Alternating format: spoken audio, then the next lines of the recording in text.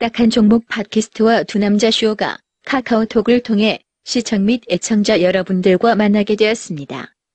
카카오톡 친구 찾기에서 트리플 플러스를 검색해서 등록해 주시면 강연회 등 각종 안내 사항을 알려드립니다. 주식에 대한 각종 문의는 메리츠증권 여의도 금융센터 김성훈 과장에게 하시면 됩니다. 전화번호는 0260986320입니다.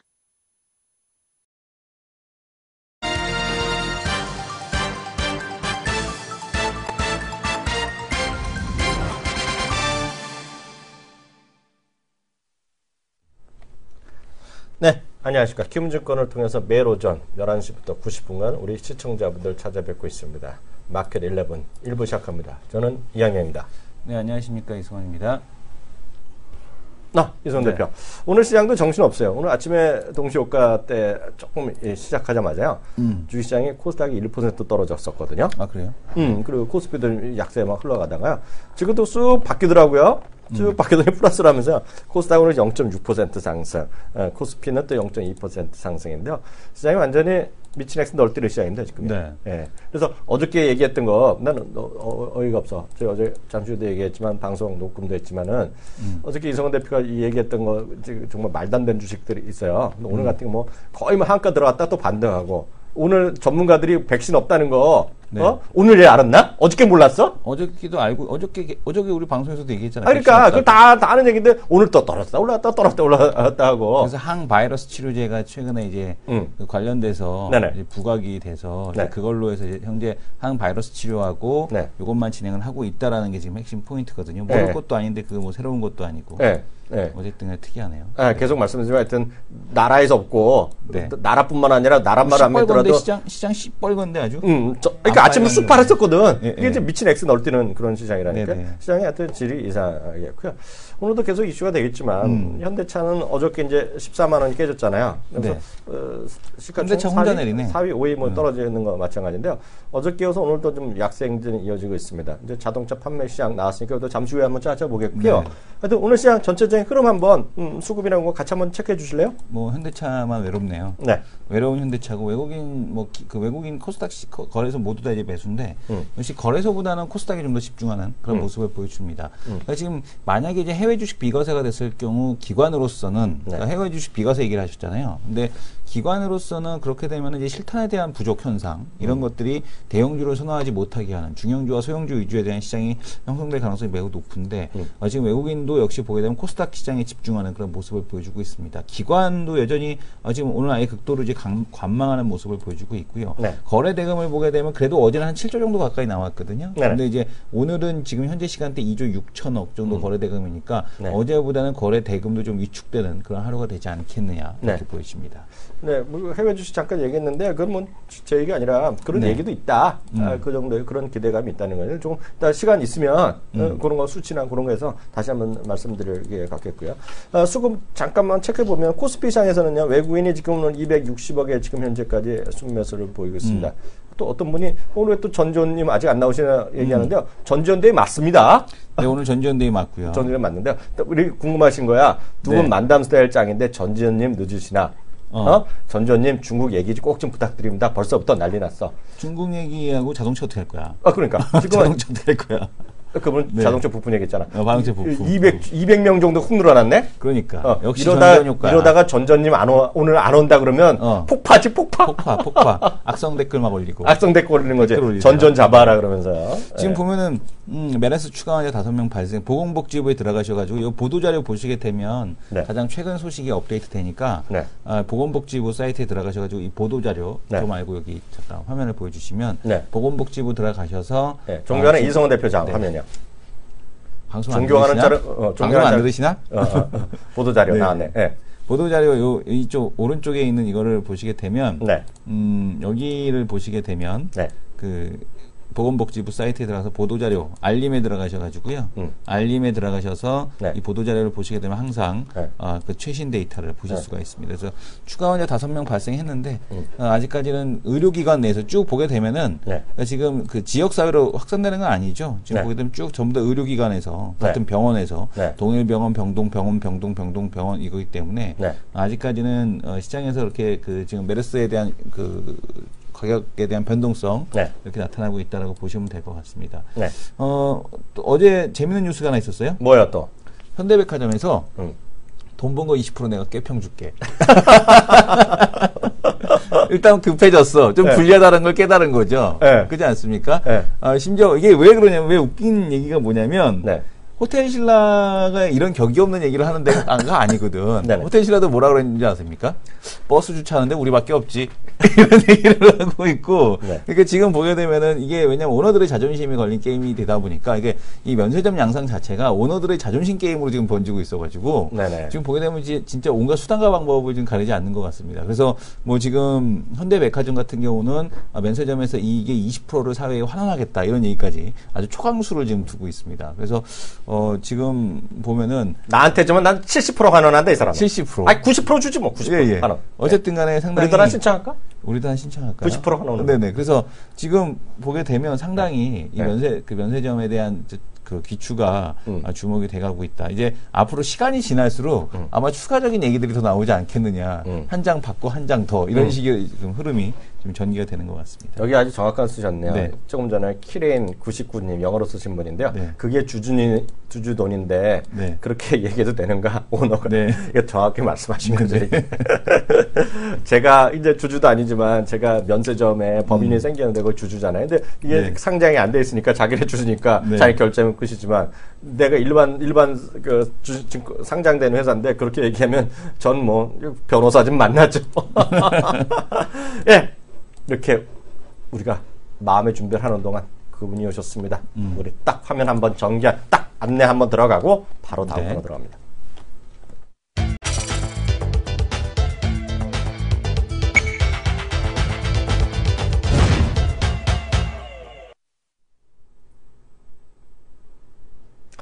이게 매주 수요일 날은 키움증권 채널K 마켓 11의 시간에서 11시에 이 수요일이라고 들어가는 건 불법이죠. 네. 여기 회사의 모든 분들이 그렇게 알고 있고 이미 시청자분들 전 세계에 우리 유튜브나 팟캐스트나 이런 거 들으시는 분들 알고 있어요. 수요일은 무슨 데이? 전지현 데이죠. 바로 번역해서 그분이. 나가고 있나요? 응? 한글 자막 처리해서 나가고 있나요? 중문 자막? 그거는 네. 본인이 원하시면 네. 바로 자동으로 한다면 돌릴 수가 있어요. 네네. 그것까지 우리가 해줄 수는 없어. 네. 그거는 구글의 역량에 맡겨야지. 네네. 왜냐면 구글 한번 돌린 다음에 그걸 뽑아낸 다음에 영어로 돌리면 다 돼요. 네. 알아서 번역해서 들으시면 되죠. 네. 그거 한글 공부하시는 분도 있을 거야. 네. 그잖아요. 이게 농담이 아니라 지금 시작하기 전에 1680, 1700분이었는데 지금 1900명을 향해서 달려가고 있어. 이분들이 아시는 거죠. 이제 여기 안 오신 분들이요. 친구들한테 연락 좀 해줘야 돼. 주식 때문에 고민하는 친구들 있으면 이거 좀 들어봐라. 그죠? 이거 좀 들어봐라. 누군지 좀 소개 좀 해줘. 자, 글로벌 넘버 2 이코노미스트. 네. 말이 필요 없습니다. 네. 예언가. 네. 거의 예언가가 됐어, 이제. 자, 전지현 이코노미스트 모시겠습니다. 안녕하십니까? 네, 안녕하십니까. 안녕하십니까. 우리 형님.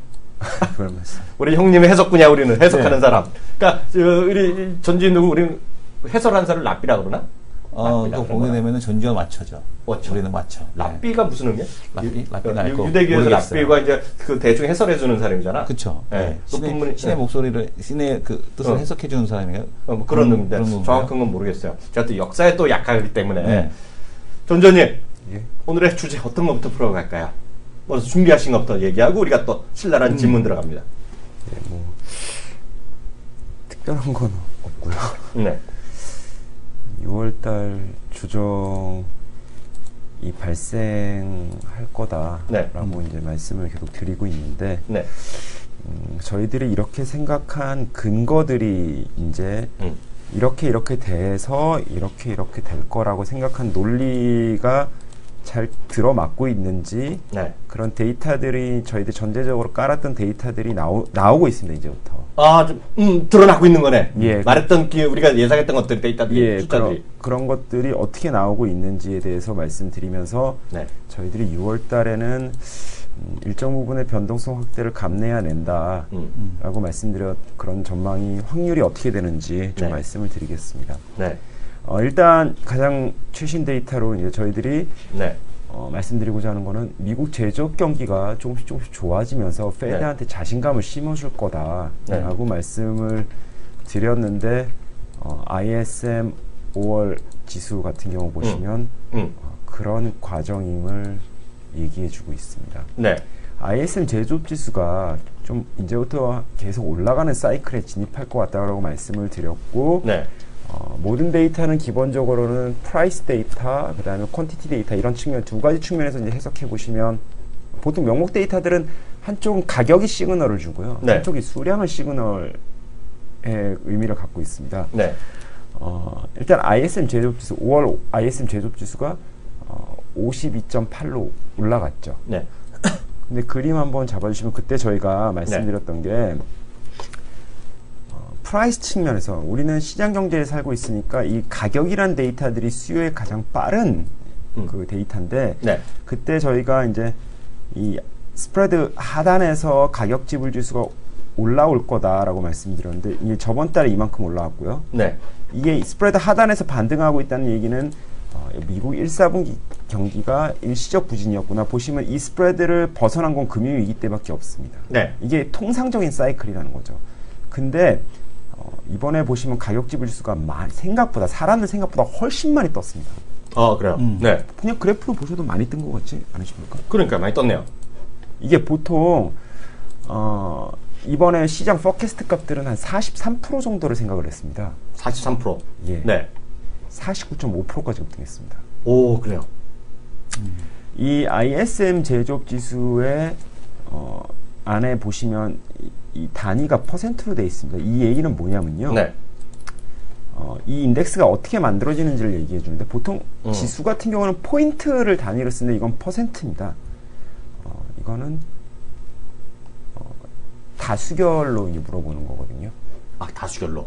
네, 그렇죠. 간단하게 이해하시면 100명한테 물어봐가지고요. 좋아질 것 같니? 그냥 쏘쏘할 것 같니? 나빠질 것 같니? 이렇게 해가지고 점수를 받아서 이제 하는 건데 중요한 의미는 49.5라는 거는 뭐냐면요. 50을 이상으로 하면 이제 제조업 경기가 확장 영역으로 들어가겠구나라는 걸 의미합니다. 지금부터 좋아진다. 예. 네. 근데 그러니까 한마디로 49.5 그 안에 가격이 얘기하는 건 뭐냐면 그러니까 제조업 지수 그러니까 이건 뭐냐면요. 제조업체들이 이제 가격 지불 지수는 원재료를 구매하는 비용을 측정하는 겁니다. 네네. 생각해 보시면 가격을 다음 달로 더 올라간다. 50을 넘어간다. 이 얘기는 뭐냐면요. 수요가 강해서 원재료를 조금 웃돈을 주고 와서라도 만들어야겠다 내가 이런 걸 의미하는 거거든요. 그러면 제조업의 경기 속도가 더 빨라질 걸 시사하는 겁니다. 이번 달에는 이런 저희들이 말씀드렸던 이런 프라이스 데이터들이나 아니면 전체 ISM 인덱스 데이터들이 올라가는 게 방향성을 확인할 수 있었다면 다음 달에는 이 가격 지불 지수가 몇 가지 올라가는지 꼭 보셔야 됩니다. 이러면 50을 넘어간다 그러면 미국 경기 돌아가는 속도가 더 빨라지겠구나라고 생각하시면 됩니다. 그러면 이거를 수량적인 측면에서 가격 말고 수량적인 측면에서 해석해 보시면 이런 거죠. 별건 아닙니다. ISM 제조업 지수 안에는요. 이 가격 지불 지수도 있지만 퀀티티 그러니까 수량 지수로 볼 수 있는 게 신규 주문 지수라는 게 있고요. 네. 이 제조업체들이 갖고 있는 재고라는 게 있습니다. 그렇죠. 당연히 재고 대비 주문이 많으면 당연히 생산을 더 하려고 그러는 거고요. 생산을 더 하기 위해서 원재료를 구입해야 되는데 이 진폭이 재고 대비 주문이 많으면 당연히 가격을 더 높게 지불해서라도 원재료를 갖고 와서 생산을 하는 거죠. 보시면 그래서 재고 대비 신규 주문의 비율을 보시면요. 이 남색선을 보시면 제일 중요한 ISM 제조업 지수에 살짝 선행하는 걸 보실 수가 있을 거고요. 네. 두 번째로 말씀드린 건 아까랑 비슷합니다.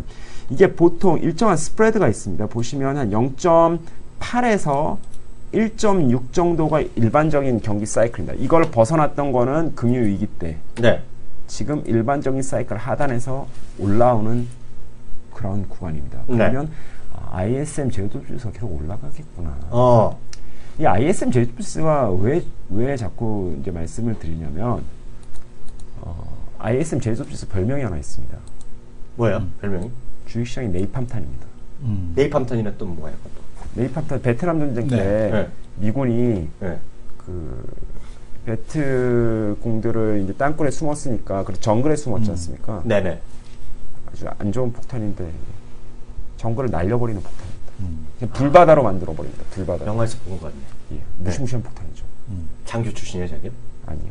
사병 출신. 사병인데도 이런 걸 다 알아. 그러니까 뭐 안 갔다 와서 그러는 거예요. 그게 아니라 모르는 게 없는 거지. 모르는 게. 그 우리 전조님이라는 분이 되는 거예요. 이 전조님 딱 오시니까 아까 1900불 딱 찍잖아요, 지금요. 네네. 대박이야, 대박. 네. 네이팜탄? 그러니까 어떻게 자기는 알고 있었어? 군대를 안 갔다 왔었더니. 그런 게 아니라 그런 쓸데없는 얘기 하지 말고 네. 이거를 써먹어야겠네. 네. 내가 보니까 일주일 안에 이성훈 대표가 한국경제TV에서 네이팜탄 써먹는다 그 말. 그거는 좋은 표현인 것 같아요. 그렇지. 좋은 근데 예, 이게 계속해주세요. 사실 중요한 게 왜 네이팜 그러니까 데이터들이 미국 데이터를 보시면 월 초에 나오는 데이터 중에 1일날 나오지 않습니까? 네. 그러니까 당일 충격이 강하다 해서 중요한 게 아니고요. 당일 충격도 다른 데이터보다 좀 강합니다. 중요한 거는 이 데이터가 발표된 다음에 주식시장 여기에 대한 관성이 좀 강합니다. 그러니까 충격은 근데 주식시장에서 충격은 얘가 거의 미국 데이터 중에서 가장 세고요. 네네. 사실 이 데이터보다 관성이 더 강한 데이터가 하나 있긴 있습니다. 뭐요? 그게 고용보고서입니다. 그게 관성이 엄청 셉니다. 왜냐하면 고용보고서는 네. 페드의 의사결정에 관여를 많이 하거든요. 네. 그래서 네. 지속성은 사실 고용보고서 데이터가 조금 더 셉니다. 그래서 이게 월초랑 네. 두 번째 주까지 엄청 중요합니다. 미국은. 주 후반에 월 후반에 나오는 데이터들은 사실 좀 별로 파워가 크게 떨어집니다. 네. 그리고 이게 왜 주식시장에 네이팜탄이라 별명이 붙었냐면 GDP를 굉장히 잘 설명합니다. 아 이게요. GDP를 굉장히 잘 설명합니다. 네. 그래서 이 정도 중요한 데이터가 움직이면 이게 페드의 의사결정에 많이 관여합니다. 그리고 왜 이 제조업 경기를 계속 말씀드리냐면 제조업 경기가 이제 미국 제조업 가동률 보면 아직은 완전 가동 수준은 아닌데요. 네. 한 두세 번 올라가면 분명히 설비 투자가 조금 자극이 되면서 고용시장에 기여하는 부분이 커질 겁니다. 네. 페드가 자산 가격이 너무 급등하지 않았으면 좋겠는데 경기가 이렇게 조금씩 올라오는 시그널이 점점 강해지면 안 그래도 연내한다 그랬는데 시그널을 2월에 줄 것 같지 않으십니까? 전 뭐 줄 건지 알지 모르지만 그 전조님이 얘기하니까 무조건 준다고 보고 있고요. 제가 깜짝 놀란 게 전조님이 그래서 그 얘기하면서 고용시장에 재가져지면서 이제 밀려서라도 임금 인상이 될 거라고 얘기했죠. 이번 달에는 아니 그런 추세가 이제 하반기에 나올 거라고 그랬죠. 제가 계산해본 바에 따르면 한 2달 정도 있으면 임금이 사람들 생각보다 조금 뜨네 이런 느낌을 받으실 수 있어요. 잠깐만 여기서 잠깐만. 나 여기 보고 엊그저께 때 미국 뉴스 보다가 깜짝 놀랐어. 진짜 깜짝 놀라서. 그래서 번역을 했어요. 제가 번역을. 야 이거 제 화면 한번 잠깐 잡아주세요. 이 전조님 우리 방송을 번역기를 돌려갖고 애들이 보는 거야. 에버코어 IS라는 곳이 있거든요. 여기 스탠 스플리 연구원이 있는데요. 얘가 한 말을 제가 정확히 그냥 그대로 번역했어요. 뭐라고 했냐면 걔네 말로는 얘 말로는 골디락스라는 거예요 지금요. 그래서 정확히 그냥 그대로 워딩은 제가 번역한 겁니다. 틀리더라도 그냥 저를 믿으세요. 제가 이 정도는 번역하는 사람이니까. 현재는 골디락스 가로 열고 물가 상승 없이 경제 성장세가 지속되는 상황이다. 시기라고 평가하면서 기업들은 노동자들을 붙잡기 위해 임금 인상에 나서기 시작할 것이라고 말했다. 딱 똑같은 얘기 하는 거잖아. 이 친구가, 이 양반도 다 전조님 말을 듣는 거지. 전조님 말을 듣는다는 거는 마종님 말씀을 듣는다는 거잖아. 네. 특히 말이 나온 김에 마종님이 우리 시청자를 위해서 특강을 준비했어요. 그거 아세요? 무슨 특강? 요번 주 금요일인가 어제 여기 오프라인 강좌래요. 네. 어디 뜰 거예요. 아마 여기 영문에 어디 뜨는데요. 미리 해야 된대요. 그래갖고 요번 주가 다음 주가 무슨 그 8시에서 몇 시 하는 거 있어요. 그래서 거기 한번 보세요. 그 해외 자산 배분 전략 이런 거 있잖아요. 네네. 마종님 그 교육을 쉽게 들을 수 있는 게 아니거든요. 한번 이거 신청해서 자산 배분 전략 치면 어디 나옵니다. 자산 배분 전략. 치면 어떻게 보여주세요. 네네. 하면. 네. 교육센터에서만 하고 있다는데요. 사실 보여주세요. 이런 친절한 방송이 어딨냐? 우리 마종님을 존경하니까. 그러잖아. 예, 계속해주세요. 네, 그 사람마다 보는 데이터가 여러 가지가 있을 수 있지만 그냥 말이 나왔으니까 요거 한번 다시 보여드리겠습니다. 네. 제가 이제 임금이 조금 상승할 거라고 보는 이유는 이런 거죠. 왼쪽 보시면 ISM 제조업 지수의 방향에 따라서 고용 데이터가 움직이는데 그동안 고용이 발생했음에도 불구하고 임금이 안 떴다. 네. 그거는 뭐냐면 이런 거라고 보시면 실업의 지속기간 중간값, 그러니까 실업의 보통 사람들의 실업을 기간이 얼만큼 되는지를 이제 중간값을 낸 건데 이런 거죠. 보통 이제 실업이 지속되면 임금이 떨어지고요. 네. 뭐 이런 게 일반적인 사이클이고 지금은 실업이 줄고 있는데 네. 왜 임금이 안 뜨냐 네.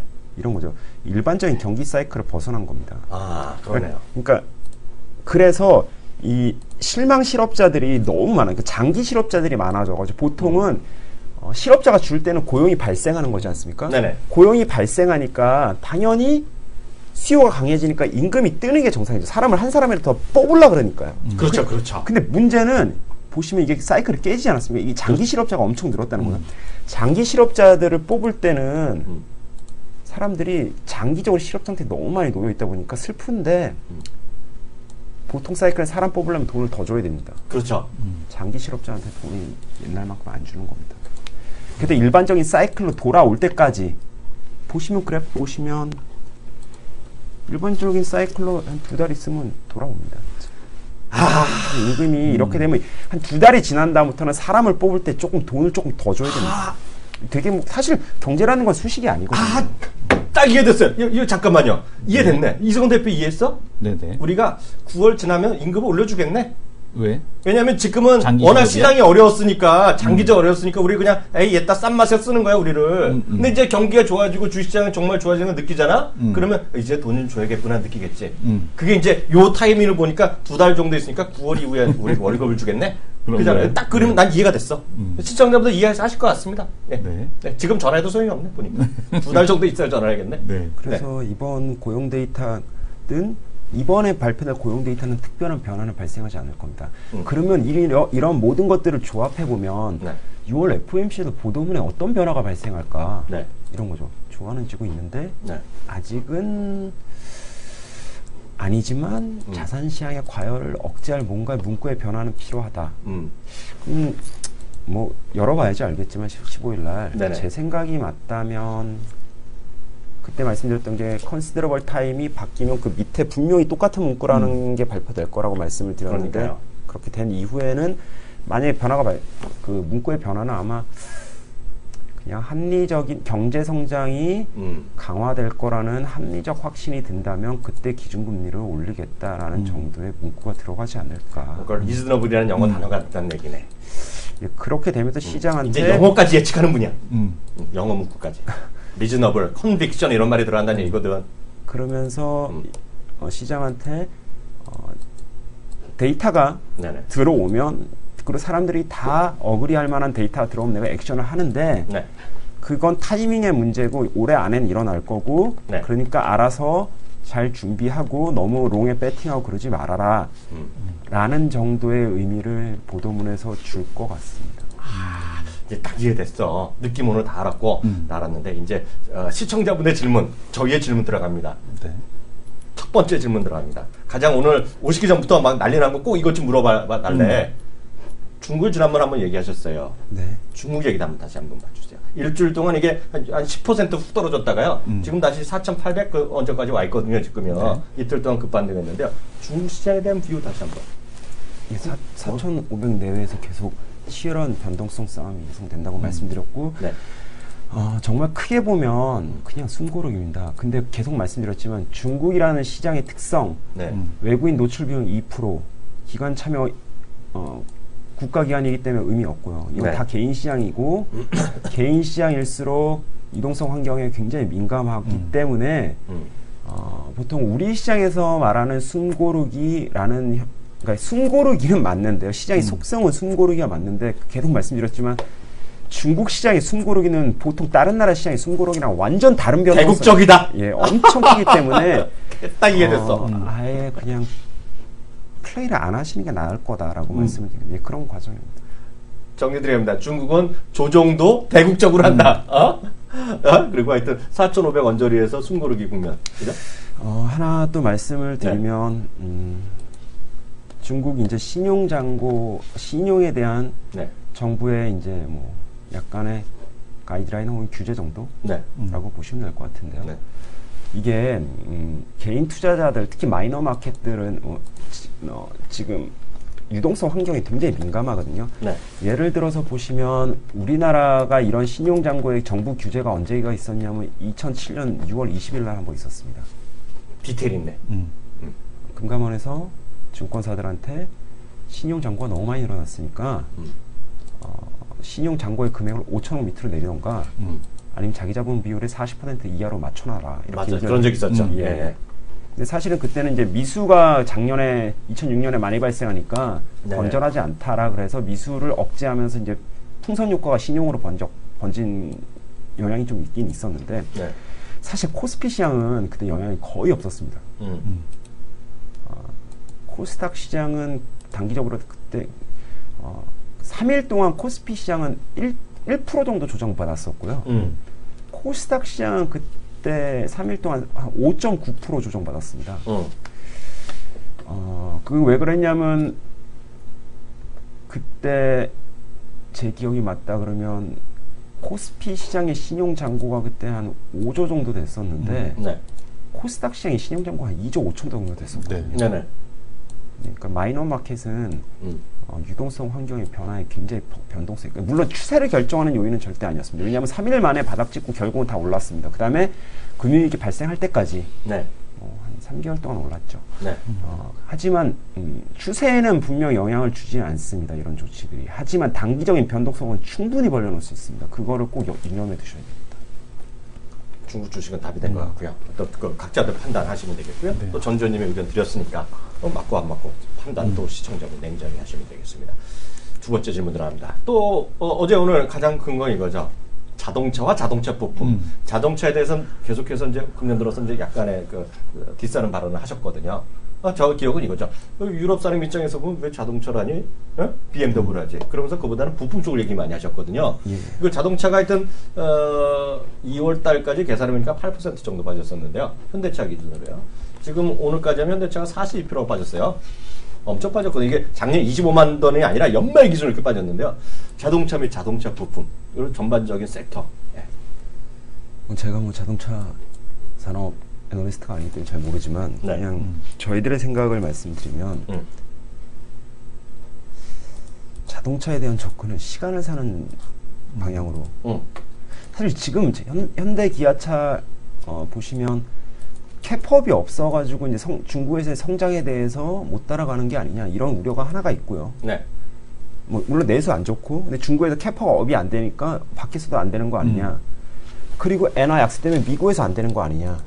삼중고에 시달리니까 도대체 이걸 왜 들고 있어야 되지라고 생각하는 것들이 이제 외국인 매도랑 이제 국내 매도랑 같이 맞물리면서 수급이 이제 받아주는 사람이 없어진 거죠. 네네. 말씀드리고 싶은 현대차를 바라보는 관점은 둘 중에 하나입니다. 이제 지금 밸류에이션이 싸다. 네. 오케이, 그래 PBR 1배, 오케이, 북으로 보여지니까. 근데 지금부터 매도를 이제 하는 관점에서는 이런 거죠. 금융위기 끝나고 철강이랑 네. 조선이랑 이런 것들이 장기적으로 밸류에이션 트랩에 빠지지 않았습니까? 그렇죠. 이걸 생각하는 건 나쁘게 생각하려면 이렇게 생각해야 되고요. 네네. 또 좋게 생각하면 보시면 이게 참 해석하기 나름의 문제인데 지금 글로벌 자동차 수요는 경기가 좋아지면서 늘어나고 있습니다. 네네. 미국도 그렇고요. 네. 중국도 작년에 자동차 산업에서 예상한 글로벌 자동차 판매 수요보다 좋습니다. 네. 문제는 현대차가 못하고 있다는 거죠. 네. 그러면 현대차가 앞으로 글로벌 자동차 수요가 늘어났는데 계속 역으로 성장할 거냐? 네. 라고 생각하면 밸류에이션 전자 말씀드린 트랩에 빠지는 거고요. 네. 아니다. 해가 충분히 뜨면 현대차도 늘어날 거다. 네. 시간의 문제인 것 같다. 네. 라고 생각하면 버틸 수 있는 건데 네. 후자가 됐더라도 시간은 많이 밸류에이션 플레이를 한다는 얘기는 시간을 산다는 거거든요. 네네. 모멘텀 플레이를 하실 거면 낙폭과대라고 들어가시는 것은 별로 좋은 판단은 아니고요. 네. 내가 현대차를 사는데 나는 적어도 1년 이상 기다릴 수 있다라고 생각하시면 들어가시는 방법도 나쁘진 않은데 네. 많이 빠졌기 때문에 난 들어간다라고 그러니까 계속 말씀드리는 포인트를 요약하자면 이런 겁니다. 주식은 싸면 시간을 사다 살 수 있습니다. 싼 주식을 사는 거지 다만 하락하는 주식을 사는 건 아닙니다. 아, 명언 나왔네. 싼 주식을 사는 거지 하락하는 주식을 사는 건 아니에요. 잊어버릴까 문제네.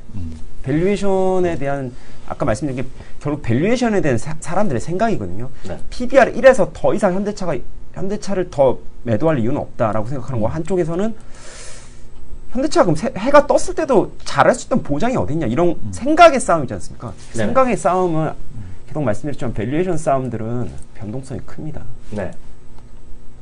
사람 생각이 순식간에 변화하지 않거든요. 그렇죠. 그러니까 밸류에이션 플레이를 하실 때는 시간을 사시는 거고 많이 빠졌다라서 사는 거는 별로 매매에 굉장히 이제 잘 하시는 분들과 강점이 있는 분들의 영역인데 그게 쉽지는 않으니까요. 그렇죠. 그래서 정말 인사이트의 매사기가 아니라 네. 정말 주식 자체를 매사끼는 사람이 있거든요. 예, 가격이 네. 가격을 보면서 사람들의 공포나 아니면 환희의 정도를 이렇게 느끼실 수 있는 분들이 있어요. 있어요. 있어요. 근데 예. 진짜로 근데 그 별로 쉽지 않고 어떻게 사실 펀더멘털 플레이를 많이 하자고 말씀을 드리는 이유 중에 하나는요. 네. 장기적인 게 어떻게 보면 더 쉽습니다. 왜냐하면 단기적인 영역은 진짜로 네. 랜덤워크 영역에 주식이 랜덤워크라 얘기 많이 하는데 네. 장기적으로는 어떤 실험에 되는 지점이라는 게 있거든요. 그렇죠. 근데 단기적인 거는 진짜 랜덤워크가 맞는 것 같습니다. 굉장히 무섭습니다.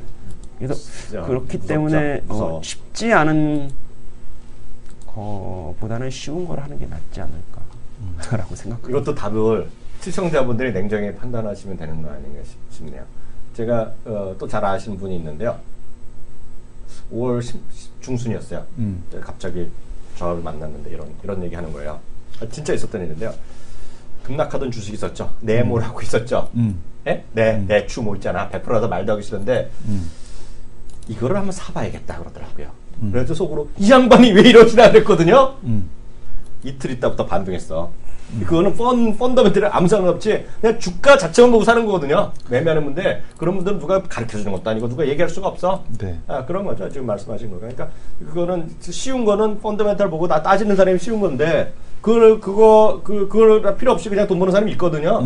그걸 상당히 그런 거를 지금 비판하는 사람들 그게 뭐냐면 그 시계에서 그 자동으로 있잖아 기계로 시스템 매매 엄청 하는 거거든요. 그래서 지금 약간 딴 얘기지만 닥터둠 있죠. 루비닝 교수. 네. 루비닝 교수가 어저께 전전에 보셨겠지만 엄청 시장에서 욕을 한바탕 또 했어요. 이런 법이 없다고. 네? 그 양반 얘기는 뭐. 아니 근데 그 양반 얘기의 핵심이 뭐냐면 딴 거 다 떠나서 뭐 채권이가 면 다 떠나서 그 중에 하나 뭐냐면 지금 그 시스템으로 헤비 트레이딩이 지금 절대 나서라는 거예요 지금은 주식에. 예? 그래서 주가만 보고 막 매매하는 애들이 많기 때문에 실질 거래는 시작할 때 30분, 뒤에 30분이라면 다 허당이라는 거예요. 그 양반 얘기는. 그래서 시장이 뭐 퀄리티가 떨어져 있다는 얘기하는 건데 그런 거죠. 그래서 이거는 시청자분들이 합리적으로 판단할 수는 있고 합리적 판단을 못하는 거는 많기 때문에 시청자님 알아서 판단하는데 하나만 더 질문 있으면 하고 보내드리죠. 근데 이제 자동차 부품 말씀하시는 게 이 부품 같은 경우는 현대차가 좀 어려우면 부품도 계속 어려운 거 아닙니까? 그러니까 계속 말씀드린 게 네. 자동차 부품 계속 지금 저희가 말씀드린 건 넘버를 바탕으로 한 밸류에이션 이동 막 이런 걸 계속 포인트다 금리 때문에 코스트가 높아지면 일드가 나와야 된다. 컨셉추얼리 접근하는 게 아니고요. 네. 그냥 실적 나온 거 있을 겁니다. 최근에 보시면 반도체 중소형주 중에서도 실적 잘 나오는 기업들이 눈에 띄고 주가가 반응하는 것들 보면 이게 컨셉추얼리 뭐 자동차 부품 다 안 돼, 다 돼 이런 게임이 아니고요. 그렇죠. 밖에 공장이 있는데 뭐 수요처가 다변화되는 친구들 중에서는 실적이 나올 가능성이 높기 때문에 그런 걸 잘 보고 그런 것들은 반응해 줄 거다라고 말씀드린 거죠. 이게 그냥 돼, 안 돼 이런 게임은 아니라 그러니까 한마디로 실적이 제일 중요합니다. 실적. 그러면 또 궁금한 게 6월 15일 날 FOMC 이후 외국인은 매도가 나올까요? 아니면 지금처럼 그냥 관망 계속할까요? 조금 매도가 나올 수 있지만 급격한 매도는 나오지 않을 거라고 보이는 게 네네. 지금 시장에서 이런 거에 대한 선반영이 있는 과정 속에서 외국인이 안 움직이는 이유는 굉장히 네네. 간단합니다. 네. 싸니까요. 싸니까요. 네. 근데 어저께 사실 어저께 현대차에 대한 매도 외국인 매도 굉장히 당황스러웠는데 외국인이 현대차를 안 싸다고 생각하는 건지 그게 좀 무섭더라고요. 근데 전반적인 플레이는 그래도 시장 마켓 자체로 이제 왜냐면 외국인은 국내 주식시장에서 특정 종목의 그 플레이가 강하지가 않습니다. 기본적으로 인덱스 플레이를 하는데 인덱스로 보면 아직 싸다고 생각해주는 건데 그렇게 따지면 금리가 조금 올라와서 약간 위험 자산을 매도하더라도 그건 급격하게 팽창하지는 않을 가능성이 상당히 높다는 거죠. 그렇기 때문에 뭐 고점 대비 7에서 8% 조정 저희가 연간으로 그렇게 생각하면 1950이 밑으로 내려가진 않을 거라고 생각했는데 아직까지 그런 가능성은 유지되고 있는 거라고 보고 있습니다. 네, 이렇게 해서 또 바쁘시다 전전님 오늘 방송 여기까지 모시겠고요. 또 다음 주 수요일 날 또 전전대회가 또 있으니까요. 네네. 또 미심쩍은 거 있으면 또 이렇게 모아모아다가 궁금한 게 하나 마지막으로. 그럼 지금 이미 5% 정도 고점 대비해서 내려와 있는 상황이잖아요. 네. 추가적인 조정폭은 그럼 그렇게 크게 안 보시는 거죠? 네, 1950. 네. 코스피네. 코스닥은 약간 다른 문제가. 네, 코스닥은 좀 다르지만. 네. 코스닥 안에서도 뭐 또 코스닥이라도 코스닥 다 그런 게 아니라 또 실적이 계속 말씀드리면 금리가 올라갈 때는 발표된 실적이 엄청 중요합니다. 그게 그러니까 금리가 내려갈 때는 새로 열리는 시장의 규모에 따라서 밸류에이션이 많이 이동한다 그러면 금리가 좀 올라갈 때는 발표되는 실적에 따라서 밸류에이션이 영향받는 게 엄청 커진다는 걸 계속 말씀드리고 싶고요. 다시 한번 마지막으로 말씀드리고 싶은 거는 싼 주식이 좋은 주식이지 내려가는 게 급격하게 내려가는 주식이 좋은 주식이 싼 건 아닙니다. 싼 주식이 좋은 주식이지 증시경원에도 떨어지는 칼날은 받지 말라고 했습니다. 네. 오늘 또 전전님 좋은 말씀 해주셨습니다. 네, 오늘 말씀 감사합니다. 예, 감사합니다.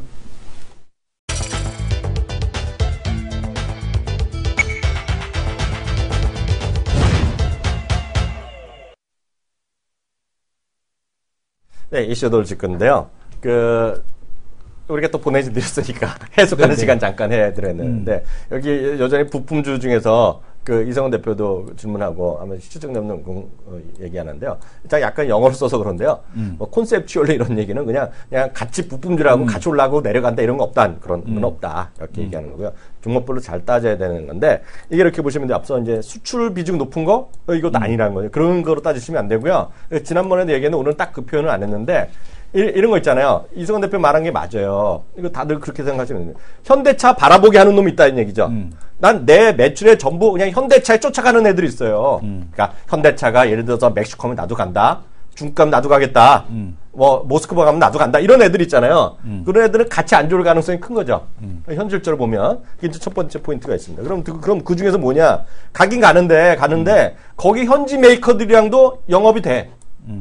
무슨 얘기인지 아시겠죠? 그 현지 메이커, 그러니까 현대차 현지가 아니라 중국이면 중국, 멕시코에 닛산도 들어가고 폭스바겐도 많이 들어갔을 거 아닙니까? 중국에 수많은 외국 기업 있잖아요. 거기서 어떻게 엮여갖고 매매가 돼. 그러니까 바이오가 좀 많이 확대되는 거, 그죠? 그런 회사가 하나 있어 보이고요. 또 하나 우리가 어저께 이제 이분 자세한 거는 어저께 딱한 정보를 어저께 긴급히 저희가 편성해서 막 밤새되어갖고 녹음해서 올렸잖아요. 네. 2개 다 올라갔는데 거기도 해놨지만 이거죠. 또 하나 뭐냐면 자동차는 지금 내연기관이잖아요. 이건 이 대표가 더 알지만 내연이라는 게 쉽게 해서 자동차는 뭐가 들어가요? 이거 핵심인데 엔진이라는 게 들어가잖아요. 그죠? 엔진이기 때문에 엔진의 연료 계통, 거기 동력 전달 계통이 일반적인 체제가 있는데 그게 자동차 부가치의 45% 정도 됩니다. 제가 알기에는요. 상식적으로요. 이게 그만큼 핵심적인 건데요. 전기 자동차가 되면 그 45%에 콕 빠지는 거고요. 그죠? 쉽게 얘기해서 연료 탱크 없어진다는 거잖아요. 100% 전기 시대가 되면. 한 10년 후에. 아니 10년이 게 중요한 게 아니라 그게 자꾸 따지지 마요. 네. 그게 전기차가 되면 그 45% 빠진다는 얘기고요. 네. 하이브리드가 떨어지면 그 중에 40%가 아니라 15% 빠지는 거고요. 뭐 딴 게 들어갈 거 아닙니까? 그래서 자동차 회사는 세계 어느 자동차 회사나 그걸 싫어했어요. 왜? 자기 라인이 구축돼 있잖아요. 형님 동생이 쫙 구축돼 있는 거예요. 그렇기 때문에 여러 번 말씀드리지만 테슬라가 5년 전, 10년 전에 빅3를 만들었어요. GM 다 만드는데 다 씌운 거예요. 내가 너한테 왜 투자하냐 그런 거야. 그래서 자동차 공장이 실리콘밸리에 있다는 거가 핵심입니다. 무슨 얘기인지 아시겠죠? 그래갖고 작년에 이래서는 안 되겠다. 내가 특허를 다 공개했잖아요. 근데 특히 대한민국은 재벌이라는 독특한 구조가 있잖아요. 네. 그러니까 더 늦은 거예요. 그러니까 이게 순수 전기차가 가지 못하는 이유 자체도 하나가 지금 방금 말씀 주신 대로 이제 기존의 헤게모니 게임. 그러니까. 부분이 있겠고요.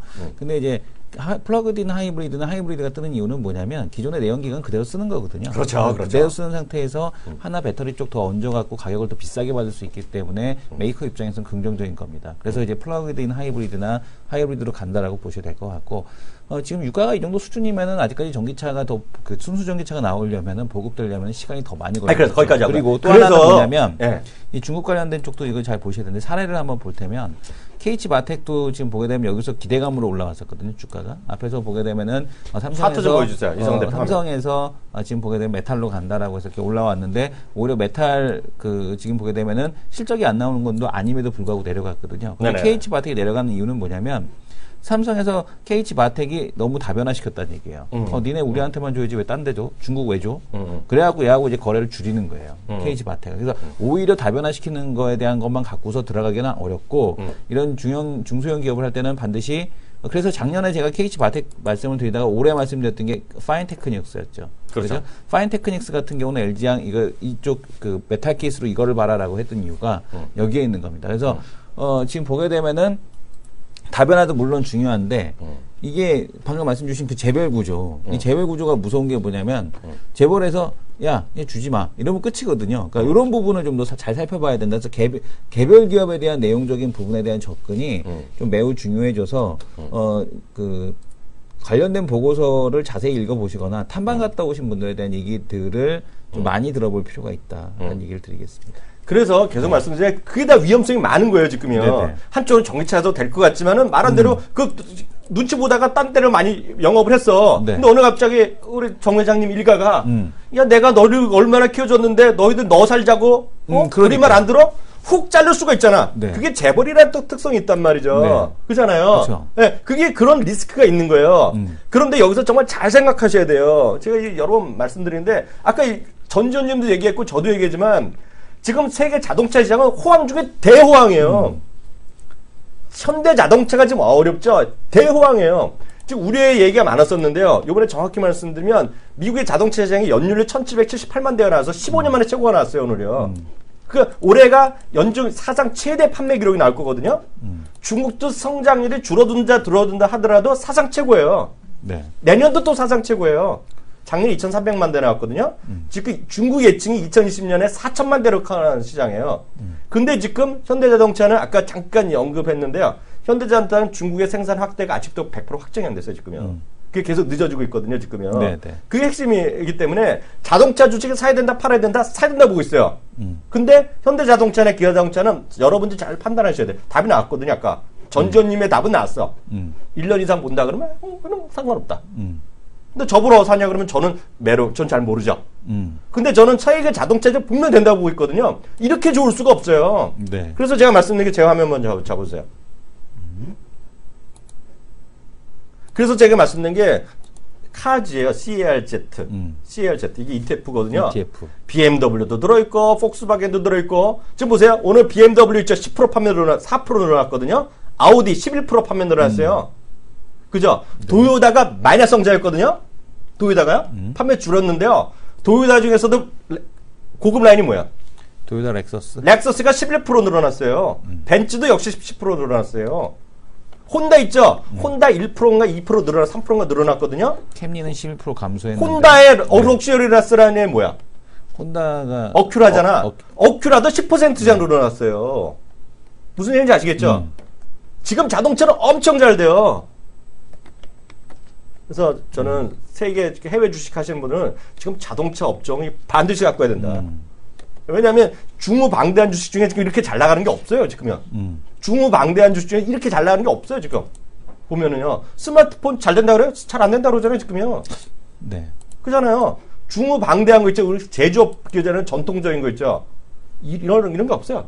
근데 이제 자동차도 그거죠. 그러니까 지금 중국의 이제 지리 자동차, 그 지리에서 그 볼보를 인수했죠. 스웨덴 볼보를 2조 원을 주고 인수를 해서 얘네가 이제 S60을 처음으로 수출합니다. 근데 이제 올해 이번 달에 처음 수출했거든요. 그게 6만 불이에요. 그게 이제 6만 달러를 주고 수출을 했는데 4만 불에 수출을 합니다. 근데 이제 지금 문제는 뭐냐면 지금 현대 같은 경우는 뭐 다 줄었잖아요. 중국부터 시작을 해서 러시아, 브라질, 미국 다 국내부터 시작해 다 줄었습니다. 지금 화면 보시게 되면 미국에도 10.3% 줄었죠. 그죠? 화면 좀 보세요. 종견의 이성 대표 화면. 미국 현대 그 자동차 같은 경우는 10.3%가 줄었고요. 그다음에 밑으로 쭉 내려보면 기아가 3.9%가 줄었는데 문제는 뭐냐면 이 럭셔리 라인에 그러니까 현대차의 가장 큰 문제가 뭐냐면 그런 럭셔리 라인 쪽에서 그쪽으로 들어가 있으면은 중국의 이 진출 자체가 그렇게 부담스럽지는 않았을 겁니다. 특히 중국 내에서도 반값 SUV라고 해갖고 15,000불짜리가 나왔거든요. 광저우 자동차에 지금 SUV가 보게 되면은 15,000불에 팔리고 있습니다. 거의 티볼리보다 더 싸게 팔리는 거죠. 네. 그렇지 않습니까? 그러니까 이런 것인데 티볼리보다 더 큰 차들이에요. 근데 이게 반값에 지금 팔리고 있다는 얘기니까 문제는 뭐냐면 얘네들이 조만간에 미국에 나간다는 얘기입니다. 그러니까 어떤 현상하고 똑같냐면 광저우 자동차의 SUV가 중국의 샤오미하고 똑같은 거죠. 그렇지. 샤오미가 결국에는 삼성이 그렇다고 해서 시장 수익률에 대한 그러니까 점유율 1위를 뺏긴 건 아니지만 시장 점유율 자체를 계속 줄여나간 거거든요. 그걸 잠식해 나갔듯이 지금 상하이에서 이제 중국에서 그런 현상에 대한 쪽이 나타나고 있고 이게 중국에서만 그치는 것이 아니라 이제 미국에 간다는 얘기죠. 우리가 그렇죠. 처음 수출할 때는 이게 왜 무섭냐면 중국이 그러니까 우리나라가 처음 수출할 때는 엘란트라라는 이름으로 포니를 수출하지 않았습니까? 그 영상 준비돼요 지금? 영상이요? 네, 영상 준비해 주세요. 제가 좀 네. 영상 기가 막힌 영상 한번 공개할까 오늘? 네, 좀 이따 공개하죠. 네, 하겠습니다. 지금 웬만하면 공개 안 하는데 이거 한번 공개해 봐야 될 것 같은데 이게 이 영상 찾기 위해서 저희가 딱 2박 3일 동안 돌아다녔어요. 이게 1988년 영상입니다. 네. 88년 영상. 그 당시에 태어나진 않은 분들 많을 거야. 네네. 이성 대표 겨우 태어났나? 그때 학교 다니고 있었죠. 열심히. 네. 그 영상을 저희가 공개하겠는데요. 그때 담배 폈나? 지금 나와? 지금 준비됐어요? 네, 준비됐습니다. 이때 엑셀. 네, 화면 딱 잡으세요. 네, 소리도 나, 소리? 잠깐, 네. 소리도 나게. 네. 소리 나온대. 소리 나와. 잘 들으세요. 야, 방송 좋다. 좋아, 좋아. For 5 and more standard features than any cars in their class. The only problem is getting them home. Hyundai, cars that make sense. 여기 보신 분 이거 기억하시는 모르겠지만요. 이게 1988년도 미국 현직 광고 영상을 제가 찾아냈어요. 누가 찾아냈어 이거? 형님이 찾았죠. 제가 찾아냈어요. 이게 뭐냐면 2차 사카, 저스카 고민하다가 현대차 가갖고 똑같은 돈 내고 2대 사갖고 집에 오는 거예요. 그러니까 한 대 갖고 집에 오다가 안 되니까 한 차를 갖다 중간에 해놓고 또 뒷차 갖고 이렇게 해서 2대 갖고 온다는 그런 개념이거든요. 네네. 이런 일이 지금 중국에서 벌어질 수 있다는 거잖아, 지금요.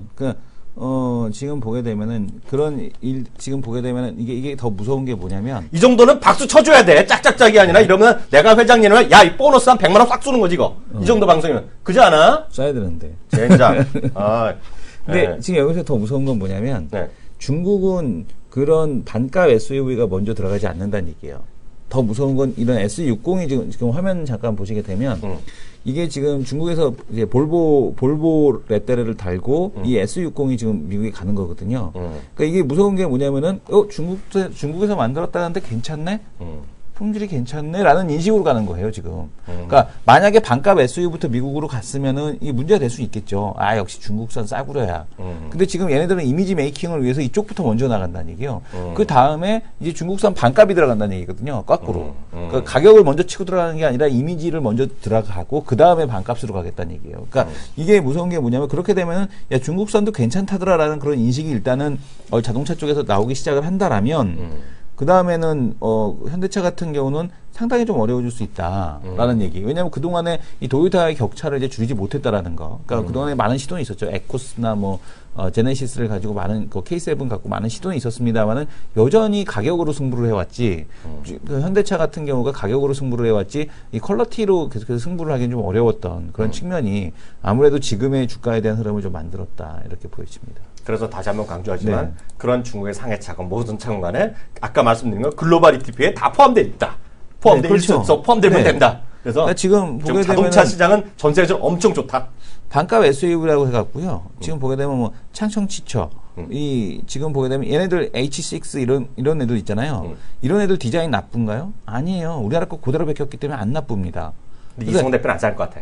저는 안 사지만 왜냐하면 저는 안 사는 이유가 SUV 자체를 안 사는 거예요. 저는 만약에 세단을 좋아하니까. 근데 이런 디자인도 나쁘지 않은데 반값으로 계속해서 들어오게 되면 뭐 창청지처라든가 이런 SUV를 안 살 이유가 전혀 없다라는 겁니다. 그래서 이게 더 무섭다라는 거. 잠깐 하나만 더 보겠습니다. 제 화면 더 보고 나서는 어저께도 잠시 제 화면 잡아주세요. 말이 나온 김에 현대차 어저께 이 화면도 어저께 보여드렸잖아요. 그 3대 지표, 3대 그 이성은 대표가 보여줬잖아요. 네네. 여기 보시면 어저께도 말씀드렸는데 요 제가 화살표 갔는데 있죠. 화살표 여기요. 이게 9월이거든요. 9월 정확히는 9월 18일입니다. 9월 18일까지는요. 위에 제일 위에 도요타, BMW, 현대차 같이 갔다고 보시면 돼요. 네. 그 이전과 이후는 역사가 바뀌었습니다. 계속 말씀해 제가 그날 정확히 이 방송에서 얘기했지만 신뢰가 깨졌어요. 예, 삼성동에 부지 산 거 있잖아요. 10조. 확 한번 큰 통 한 거가 그다음부터 기관과 외국인에 썰렁한 거. 그다음에 이제 중간 배당 확대했지만 턱 돋는 소리다. 그래서 그런 것들이 해결돼야 됐다는 것까지 일단 말씀드리겠고요. 여하튼 전 하여튼 전 세계 자동차 시장 엄청 좋다. 그렇기 때문에 계속 말씀드리지만 자동차 주식 사야 된다. 전 세계 주식. 그래서 ETF 사라는 거 다시 한번 말씀드리고 싶습니다. 1부는 여기까지 하겠고요. 2부에 마저 저희가 얘기해 드리도록 하겠습니다.